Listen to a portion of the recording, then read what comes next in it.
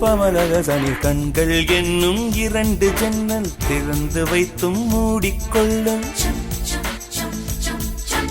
இதயம் என்னும் ஒற்றை கதவு மூடி வைத்தும் திறந்து கொள்ளும்.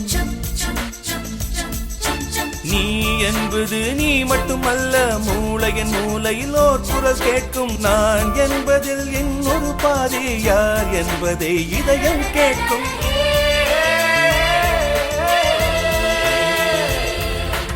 இதற்கு பெயர்தான்,